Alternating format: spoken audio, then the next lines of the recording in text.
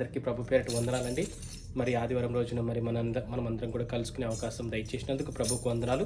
మరి ఇక్కడ కూడి వచ్చిన ప్రతి ఒక్క బిడ్డ పట్ల వందనాలండి. మరి ఈరోజు మనము చిన్న పాట పాడుకుని వాక్యం మత్తయి సువార్త 7వ అధ్యాయం ధ్యానం చేసుకుందామండి. ఈరోజు మరి ప్రార్థన చేసుకుందాం. పరలోకమందున మా తండ్రి, నీ ఘనమైన నామమునకు లెక్కలేని వందనాలు, స్తుతులు, స్తోత్రాలైనా ఈ ఆదివారం రోజున నాయన మమ్మల్ని కలుసుకునే అవకాశం దయచేసినందుకు మీకు వందనాలు తండ్రి ప్రభా. నాయన లాస్ట్ వీక్ అంతట్లో తోడున్నది మీకు వందనాలు, స్తుతులు, స్తోత్రాలైనా తండ్రి ప్రభా. నాయన తండ్రి, మరి మత్తయి సువార్త 7వ అధ్యాయం ధ్యానించుచుండగా నాయన నాతో మీరు మాట్లాడండి, మా అందరితో మీరు మాట్లాడండి. ఇక్కడ కోడేశ్వర ప్రతి ఒక్క బిడ్డ పట్ల వందనాలు, ఆన్లైన్ చూస్తున్న ప్రతి ఒక్క బిడ్డ పట్ల నాయన మీకే వందనాలు, స్తుతులు, స్తోత్రాలు చెల్లించుకుంటూ నాయన మీ మహిమ ఘనత చెల్లించుకుంటూ ఈ చిన్ని నజరేయుడైన యేసునామమున నడిపెట్టుకున్నాం తండ్రి, ఆమేన్. మరి పాట పాడుకుందామండి. నీ కృప నాకు చాలును, మరి నీ కృప లేనిదే నేను బ్రతుకలేను. నీ కృప నాకు చాలును, నీ కృప లేనిదే నే బ్రతుకలేను. నీ కృప నాకు చాలును, నీ కృప లేనిదే నే బ్రతుకలేను. నీ కృప లేనిదే నే బ్రతుకలేను. జలరాశులన్నీ ఏకరాశిగా నిలిచిపోయనే నీ జనుల ఎదుట. జలరాశులన్నీ ఏకరాశిగా నిలిచిపోయనే నీ జనుల ఎదుట.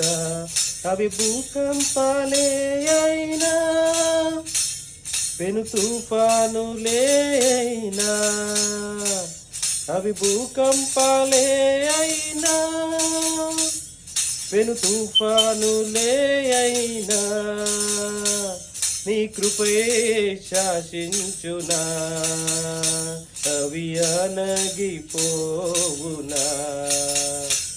నీ కృపయే శాసించునా, అవి అనగిపోవునా. నీ కృప నాకు చాలును, నీ కృప లేనిదనే బ్రతుకలేను. నీ కృప నాకు చాలును, నీ కృప లేనిదనే బ్రతుకలేను. నీ కృప లేనిదనే బ్రతుకలేను. హల్లెలూయా. మరి వాక్యధ్యానం చేసుకుందామండి. మన మత్తయి సువార్త 7వ అధ్యాయంలోది మనము 7వ అధ్యాయం అంతా ఈరోజు మరి మనం ధ్యానం చేసుకుందాము. మరి 7వ అధ్యాయం వచ్చేసి 6 విభాగాలుగా మనం డివైడ్ చేసుకుందామండి. మరి 7వ అధ్యాయము 1 నుంచి 6 వచనాలు, 7 నుంచి 12, 13 నుంచి 14, 15 నుంచి 20, 21 నుంచి 23, 24 నుంచి 29. మరి ఒక్కొక్క ఒక్కొక్క టాపిక్ లాగా మనం తీసుకుని మరి మనము 7వ అధ్యాయం మొత్తం ధ్యానించుకుందామండి. మత్తయి సువార్త 7వ అధ్యాయము 1 నుంచి 6 జడ్జింగ్ అదర్స్ అంటే తీర్పు తీర్చుట. మీరు తీర్పు తీర్చకుడి, అప్పుడు మిమ్మును గూర్చి తీర్పు తీర్చబడదు. మీరు తీర్చు తీర్పు చెప్పుననే మిమ్మును గూర్చి తీర్పు తీర్చబడును. మీరు కొలుచు కొలత చెప్పుననే మీకును కొలవబడును. నీ కంటిలోనున్న దూలం ఎంచక నీ సహోదరుని కంటిలోనున్న నలుసును చూచుట ఎలా? నీ కంటిలో దూలముండగా నీవు నీ సహోదరుని చూచి నీ కంటిలోనున్న నలుసును తీసివేయమని చెప్పనేలా? వేషధారి, మొదట నీ కంటిలోనున్న దూలము తీసివేసుకొనుము, అప్పుడు నీ సహోదరుని కంటిలోనున్న నలుసును తీసివేతువు. ఆమేన్. సో మరి సహోదరుని కంటిలోనున్న నలుసును తీసివేయుటకు నీకు తేటగా కనబడును. పరిశుద్ధమైన కుక్కలకు పెట్టకుడి, మీ ముత్యములను పందుల ఎదుట వేయకుడి. వేసిన ఎడల అవి ఒకవేళ వాటిని కాళ్ళతో త్రొక్కి మీ మీద పడి మిమ్మును చీల్చివేయును. ఆమేన్. సో మనము తీర్పు తీర్చొద్దంట. అంటే ఇక్కడ ఏమని చెప్తున్నారంటే, మనం ఒక మనిషిని తీర్పు తీర్చడం వల్ల ఏమవుతుందంటే, ఫస్ట్ మన కంట్లో ఉన్న దూలాన్ని, అంటే పక్కన అంటే మనం ఆపోజిట్ పర్సన్ దగ్గర ఏమైనా జడ్జి చేయాలి, తీర్పులు తీర్చాలి. నువ్వు ఇది తప్పు చేసినావు, అది తప్పు చేసినావు, అలా చేసి ఇలా చేసావంటే వాళ్ళలో ఉన్న ప్రాబ్లం చిన్నదే, కానీ మన కంట్లో ఉన్న ప్రాబ్లం చాలా పెద్దదని మరి వాక్యం సెలవిస్తుంది. అంటే మనలో ఉన్న ప్రాబ్లం మన కంట్లో అంటే మనం చూస్తున్నాం కాబట్టి మనం తీర్పు తీస్తున్నాం. సో మనలో ప్రాబ్లం, పెద్ద ప్రాబ్లం పెట్టుకుని మన పక్కన వాళ్ళ దగ్గర చిన్న ప్రాబ్లంని చూడడం మంచిది కాదు అని మరి వాక్యం సెలవిస్తుంది ఇక్కడ. సో ప్రభు ఏం సెలవిస్తున్నాడంటే, మీ కంట్లో ఉన్న దూలాన్ని ఫస్ట్ తీసేసుకోండి. మీరు మంచిగా ఉండండి. మీలో తప్పులు ఏమైనా ఉన్నాయేమో మిమ్మల్ని మీరు జడ్జ్ చేసుకొని, మీరు సరిదిద్దుకొని మీరు మంచిగా ఉండండి. తర్వాత పక్కనోళ్ళు దగ్గరున్న తప్పులన్నీ కూడా మీరు జడ్జ్ చేయొచ్చు అన్న విధంగా ఇక్కడ మరి వాక్యం సెలవిస్తుంది. నెక్స్ట్ మత్తయి సువార్త 7వ అధ్యాయంలో 7-12 వచనాలు. ఆస్క్, సీక్, నాక్. అడుగుడి, వెతకుడి, తట్టుడి. సో ఈ 3 వచన ఈ టాపిక్ మనం ఇప్పుడు చూసుకుందాం. అడుగుడి మీకు ఇయ్యబడును, వెతకుడి మీకు దొరకును, తట్టుడి మీకు తెరవబడును. అడుగు ప్రతివాడును పొందును, వెతుకువానికి దొరకును, తట్టువానికి తీయబడును. మీలో ఏ మనుష్యుడైనను తన కుమారుడు తన్ను రొట్టెను అడిగిన ఎడల వానికి రాతినిచ్చునా, చేపను అడిగిన ఎడల పామునిచ్చునా? మీరు చెడ్డవారై ఉండియు మీ పిల్లలకు మంచి ఈవులు నియ్యనెరిగి ఉండగా పరలోకమందున్న మీ తండ్రి అడుగువారికి అంతకంటే ఎంతో నిశ్చయముగా మంచి ఈవులను ఇచ్చును. కావున మనుష్యులు మీకు ఏమి చేయవలెనని మీరు కోరుదురో అలాగుననే మీరును వారికి చేయుడి. ఇది ధర్మశాస్త్రమును ప్రవక్తల ఉపదేశమునై ఉన్నది. ఆమేన్. సో ప్రభు వాక్యం ఏం సెలవిస్తుందంటే 7-12 వచనాలు చూసుకున్నట్లయితే, అడుగుడి ఇవ్వబడును, వెతకుడి దొరకును, తట్టుడి మీకు తీయబడును. అంటే అడుగు ప్రతి వారికి దేవుడు శ్రేష్టమైన దాన్ని ఇస్తున్నాడు తప్ప మీకు ఇక్కడ వచనం మీలో ఏ మనుషుడైనా తన కుమారుడు తన రొట్టెని అడిగితే రాతినిచ్చాడు. అంటే మన పిల్లలు మనము డాడీని ఒక బ్రెడ్ ఇవ్వండి, లేకపోతే మమ్మీ నాకు చపాతీ ఏదైనా ఫుడ్ పెట్టండి అంటే మనం రాళ్ళు తినండి, మట్టి తినండి అని చెప్తామా? చెప్పము. మనము అయ్యో నా పిల్లలు అడుగుతున్నారు ఫుడ్ పెట్టమని, లేదంటే బట్టలు కానీ ఏదోటి చిన్నపిల్లలు చాక్లెట్లు కానీ ఏదోటి అడుగుతున్నారు, వాళ్ళకి శ్రేష్టమైనది ఇవ్వాలి అని మన తల్లిదండ్రులు మనం ఎలా అనుకుంటామో మన పరలోకమందున్న మన తండ్రి కూడా మన పట్ల అదే ధ్యాసగా ఉంది. మనమందరం కూడా అతని కుమారులము, కుమార్తెలము. సో మనం ఏదైనా అడిగామనుకో, ప్రభు నాకు ఇది కావాలి తండ్రి, ప్రభు నాకు ఇది కావాలని అడిగితే ప్రభు తప్పకుండా శ్రేష్టమైందే మనకి ఇవ్వడానికి మరి పూనుకుంటాడంట. ప్రభు మనకి మరి మాట సెలివి కానీ మనకి జీవితాల్లో ఆ కార్యాలు సఫలమవుతాయి. అదేవిధంగా తట్టుడి అంటే తట్టాడు అంటే ఇట్లా నాక్ ద డోర్ అండ్ మనకి ఓపెన్. అంటే ఎలా అంటే ఇప్పుడు మనం ఏదైనా అడిగామనుకోండి, దేవుడు మనకి ఇప్పుడు జాబ్ ఇచ్చాడు అంటే దేవుడు ఓపెన్ చేసిన డోర్ మనుషులు ఎవరు కూడా బంద్ చేయలేరు. అంటే దేవుడు ఆ డోర్ ఓపెన్ చేశాడు అంటే it's like a blessing for us. ఆ బ్లెస్సింగ్ మనకి ఇచ్చాడు అనుకో, ఏ మనుషులు కూడా ఆ బ్లెస్సింగ్ని తీసుకునే ఛాన్సే లేదు. అలాగా దేవుడు కూడా ఇక్కడ వాక్యం సెలవిస్తుంది, అడుగుడి, తట్టుడి, వెతకడం అంటే మనం ప్రయత్నించాలి. మన సాయశక్తిలో మనం ప్రయత్నిస్తే తప్పకుండా దొరుకుతుంది అని వాక్యం సెలవిస్తుంది. తర్వాత మత్తయి సువార్త 7వ అధ్యాయంలో 13-14, the narrow and wide gates. ఇరుకు ద్వారమున ప్రవేశించుడి, నాశమునకు పోవు ద్వారము వెడల్పును, అది దారి విశాలమునై ఉన్నది, దాని ద్వారా ప్రవేశించువారు అనేకులు. జీవమునకు పోవు ద్వారము ఇరుకును, ఆ దారి సంకుచితమునై ఉన్నది, దాని కనుగొనువారు కొందరే. 13-14 ఈ 2 వచనాలు చూసుకుందామండి. ఇరుకు ద్వారమున ప్రవేశించుడి, నాశనమునకు పోవు ద్వారము వెడల్పును, ఆ దారి విశాలమునై ఉన్నది, దాని ద్వారా ప్రవేశించువారు అనేకులు. జీవమునకు పోవు ద్వారము ఇరుకును, ఆ దారి సంకుచితమునై ఉన్నది, దాని కనుగొనువారు కొందరే. సో 13-14 వచనాలు ఏం చెప్తున్నాయంటే, మనం ఇరుకు ద్వారాన పోవాలంట. అంటే పరలోక ద్వారం అనేది ఇరుకు ద్వారం. అంటే ఇరుకు ద్వారం ఎందుకంటే అదొక ఫిల్టరింగ్ అన్నది జరుగుతుందంట. విశాలమైన ద్వారం నాకు అది విశాలం. ఇప్పుడు గేట్స్ అంటే విశాలమైన ద్వారాలు ఉంటాయి, సంకుచితమైన అంటే short, narrow and wide. So wide gates అంటే విశాలమైన దారులు ఏంటంటే అది అందరికీ వర్తిస్తుంది, కానీ పరలోక రాజ్యం అనేది కొందరికే వర్తిస్తుంది. అది నారో గేట్స్ అంటే అది ఇరుకు ద్వారంన ప్రవేశించుడి. అంటే ఆ ద్వారం మరి ఇరుక్కుంది అలా ఉందని అనుకోవద్దు. ఇరుకు ద్వారం కష్టాలు ఉంటాయి, ఇబ్బందులు ఉంటాయి, బాధలు ఉంటాయి. ఈ ద్వారం వెళ్ళడం వల్ల మనకి దెబ్బలు తాకుతాయి, మనకి స్ట్రెస్ వస్తాయి, ఇబ్బందులు వస్తాయి. అంటే ఇరుకు ద్వారానే వెళ్ళడం అంటే ఏంటంటే, ఒక ఉదాహరణ చెప్పాలంటే మీరు ఎక్కడైనా ఇప్పుడు టికెట్ కౌంటర్కి వెళ్ళినప్పుడు ఫర్ ఎగ్జాంపుల్ ఇరుకును ఉంటాయి ప్లేసెస్. అంటే ఇప్పుడు ట్రైన్ టికెట్ కానీ ఎక్కడికైనా వెళ్ళినప్పుడు, లేదంటే బస్ టికెట్కి వెళ్ళినప్పుడు ఇరుకు ఉంటాయి. ఎందుకు? ఇరుకు ద్వారం ఉంటేనే ఆ లైన్ అనేది కరెక్ట్ ఉంటుంది. ఇప్పుడు right side left side 2 borders పెడతారు, బ్యారిగేట్స్ అన్నట్టు.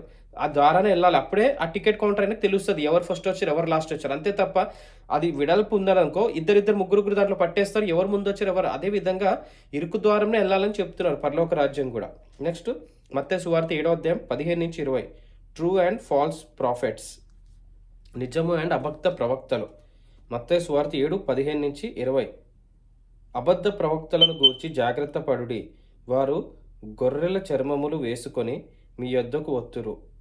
అబద్ధ ప్రవక్తలను గూర్చి జాగ్రత్త పరుడి, వారు గొర్రెల చర్మములు వేసుకొని మీ యొద్దకు వత్తురు, కానీ లోపల వారు క్రూరమైన తోడేళ్ళు. వారి ఫలముల వలన మీరు వారిని తెలుసుకొందురు. ముండ్ల పొదలలో ద్రాక్ష పండ్లనైనను పల్లేరు చెట్లను అంజూరపు పండ్లైనను కోయుదురా.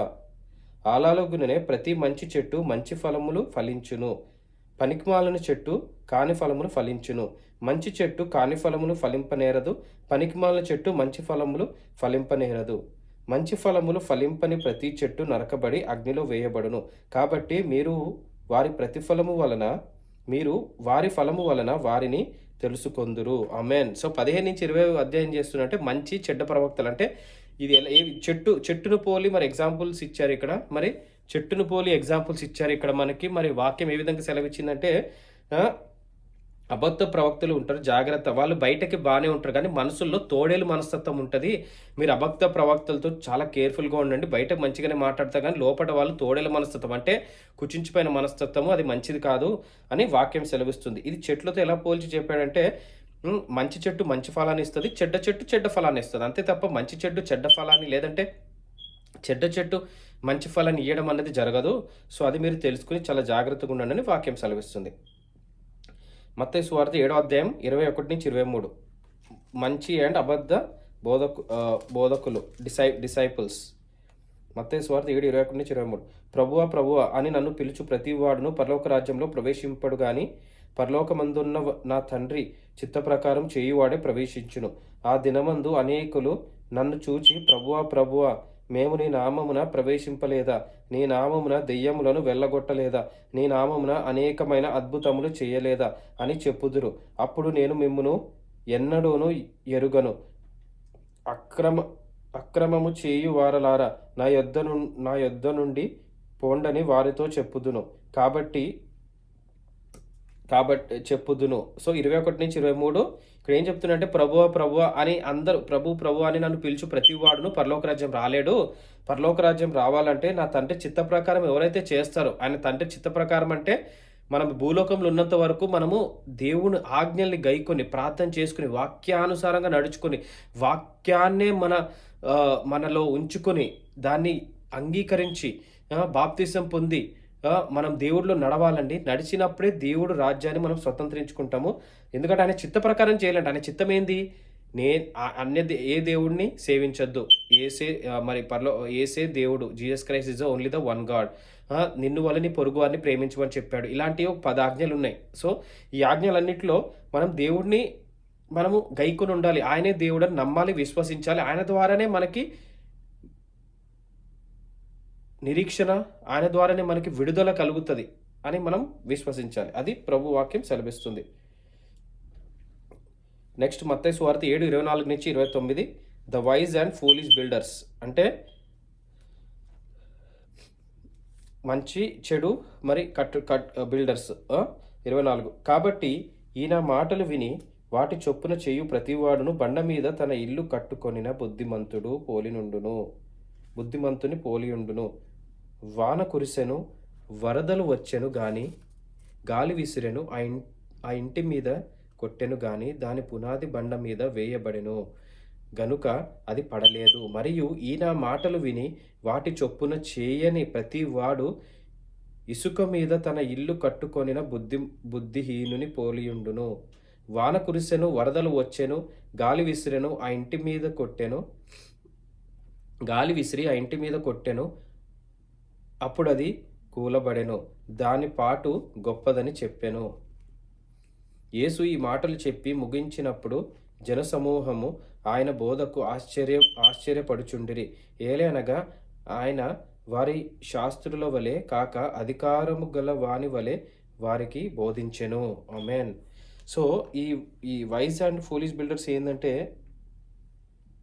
కాబట్టి ఈయన మాటలు విని అంటే దేవుడు మాటలు విని దానికి అనుసారంగా నడుచుకుని దాన్ని గైకున్న వాడే బుద్ధిమంతుని పోలి ఉంటాడు. అంటే బుద్ధిమంతుడు అంటే అరే నీకు బుద్ధి చాలా ఉందిరా అంటారు చాలామంది. మనం మాట్లాడుకుని ఏంటంటే నీకు బుద్ధి లేదా, ఇలాంటి పని చేసావు, ఏందిరా నీకు బుద్ధి లేదా అంటారు. లేదంటే నీకు బుద్ధి చాలా ఉంది అంటే ఇంటెలిజెంట్, నువ్వు మంచిగా చేస్తున్నావు, లేదంటే నీకు బుద్ధి లేదంటారు. అలాగా బుద్ధిమంతుడు ఎవరంటే ఆయన మాటలు గైకొని, ఇక్కడ క్లియర్‌గా ఉంది. కాబట్టి ఈ నా మాటలు విని, ఫస్ట్ వినాలి. విన్న తర్వాత వాటి చొప్పున చేయు ప్రతివాడును బండ మీద తన ఇల్లు కట్టుకొనిన బుద్ధిమంతుడు పోలి ఉంటాడంట. అంటే ఈ మాటలు విని దానికి అనుసారంగా నడుచుకొని వాడు బండ మీద తన ఇల్లు కట్టుకుని బుద్ధిమంతుడి పోలే ఉంటాడంట. సో అందుకే వర్షం వస్తది, వాన వస్తది, గాలొస్తాయి. ఎటువంటి మరి న్యాచురల్ డిజాస్టర్స్ ఏమొచ్చినా గానీ ఆ ఇల్లుకి ఏమీ కాదు, అలా నిలబడతదని చెప్పి వాక్యం సెలవిస్తుంది. సో, సో అదే విధంగా ఈ మాటలు చెప్పిన తర్వాత యేసు అందరిలాగా చెప్పలేదు. ఒక అధికారం కలిగిన వాని వలె ఆయన బోధించాడని చెప్పి ఇక్కడ వాక్యం సెలవిస్తుంది. సో, బుద్ధిహీనుని ఇల్లు ఎలా ఉంటదంటే, ఆయన ఈ మాటలు విని, దేవుడి మాటలు విని, దానికి విని ఇట్లా వదిలేస్తారు గదా! ఇట్లా చెవులు వదిలేస్తారు. వాళ్ళ ఇల్లులు వర్షం వచ్చినా, వాన వచ్చినా, ఎలాంటి విపత్తులు కలిగినా గానీ అది నిలబడదంట. సో, ఇది మనం విధంగా మనము పరిశీలించుకోవాలంటే, మనం ఈ భూలోకంలో ఉన్నంత వరకు మనకి వాన కురవడం అంటే వరదలు ఇలాంటి విపత్తులు రావడం అంటే ఏందంటే, మనము మన జీవితంలోనే మనకి చిన్న చిన్న అవ్వచ్చు, పెద్ద పెద్ద ఇబ్బందులు, financial problems, physical problems, mental problems ఇలాంటి ఏ విధమైన ఇబ్బందులు కలిగినప్పుడు మనము దేవుని మాటలు వినాలి. దానికి అనుకూలంగా నడుచుకుంటే మనం స్ట్రాంగ్‌గా బండ మీద మనం నిలబడినట్టు దేవుడు మనల్ని అలా స్ట్రాంగ్‌గా ఉంచుతాడంట. సో, ఈ వాక్యాలన్నీ మనము ఈ వారమంతా ధ్యానించుకొని ముందుకెళ్దామండి. మరి చిన్ని వాక్యం దేవుడు దీవించును గాక. ఆమేన్. పరలోకమందున మా తండ్రి, నీ ఘనమైన నామమున లెక్కలేని వందనాలు, స్తుతులు, స్తోత్రాలైనా ప్రభా. ఈ వారంలో నాయన మత్తయి సువార్త 7వ అధ్యాయం చెప్పారు తండ్రి ప్రభా. మాతో మాట్లాడి మీకు వందనాలు తండ్రి. నాయన ఈ 6 టాపిక్‌లన్నీ మీ హస్తాలకు అప్పచెప్తున్నాం నాయన తండ్రి ప్రభా. మరి తీర్పు తీర్చడం గురించి చెప్పారు నాయన తండ్రి ప్రభా. మంచుల అబద్ధ ప్రవక్తల గురించి ఆస్క్, సీక్, నాక్ అని చెప్పారు నాయన తండ్రి ప్రభా. అదేవిధంగా గుడ్ అండ్ వైజ్ అండ్ అదేవిధంగా డిసైపుల్స్ గురించి చెప్పారు నాయన ప్రభా. మీకే వందనాలు తండ్రి ప్రభా. నాయన అదేవిధంగా మరి ఇంటి మీద కట్టబడిన రాతి వలె ఉండాలని చెప్పారు తండ్రి. ఆ విషయంకై నేను మీకే వందనాలు, స్తుతులు, స్తోత్రాలైన తండ్రి ప్రభా. నాయన అదేవిధంగా నాయన మరి జాగ్రత్తగా ఉండాలని చెప్పారు. మరి అబద్ధ ప్రవక్తలు వస్తారు. ఇవన్నీ కూడా నాయన మీకు వందనాలు తండ్రి. 7వ అధ్యాయం అంతా కూడా నేను మీ హస్తాలకు అప్పచెప్తున్నాను నాయన. ఈ వారం అంతా కూడా నేను ధ్యానించుకుని ముందుకెళ్ళి కృపణ కోరుకుంటాను నాయన తండ్రి ప్రభా. నేను ఎందుకంటే మా ఆలోచనలు నాయన తండ్రి కాదు నాయన, మీ ఆలోచన ప్రకారం మీ ముందుకెళ్ళి కృపణ కోరుకుంటాను నాయన తండ్రి ప్రభా. ఇరుకు వెడల్పు ద్వారాల గురించి చెప్పారు నాయన. ఆ విషయానికి మీకు వందనాలు తండ్రి. పరలోక రాజ్యము ఇరుక్కున ఉంటుంది, అయినా బాధ లేదు, అలానే రండి అని చెప్పారు. ఆ విషయానికి మీకే వందనాలు తండ్రి. అదేవిధంగా వైస్ అండ్ ఫూలిష్ బిల్డర్ గురించి చెప్పారు. ఆ విషయానికి మీకే వందనాలు తండ్రి ప్రభా. True and false disciples, true and false prophets గురించి చెప్పారు. మీకు వందనాలు. ఇవన్నీ కూడా నాయన మీకే మహిమకరంగా నాయన మేము విని దీనికి అనుకూలంగా నడుచుకోవడం వల్ల మేమందరం కూడా మా ఇల్లులు మేము బండ మీద కట్టుకుంటామని నమ్ముతూ మరి మీకే మహిమకరత చెల్లించుకుంటూ ఇక్కడ వచ్చే ప్రతి ఒక్క బిడ్డకి నాయన మేము ఎండైన దీవెనలు దయచేయండి. మీకు మహిమకరంగా మా జీవితాలు ఈ వారమంతట్లో కూడా నాయన తట్టుకునే శక్తిని దయచేయండి. మీ కంచె కాపుదలుగా దయచేయమని కోరుకుంటూ తిరిగి నాయన మేము కలుసుకునే పర్యంతం మిమ్మల్ని మహిమపరిచి నాయన మీకే ఘనత చెల్లించుకుంటూ మరి ఈ చిన్ని ప్రార్థన నజరేయుడైన యేసు నామమున అడిగి వేడుకుంటున్నాం తండ్రి. ఆమేన్. అందరికీ shalom. Have a great day. Thank you.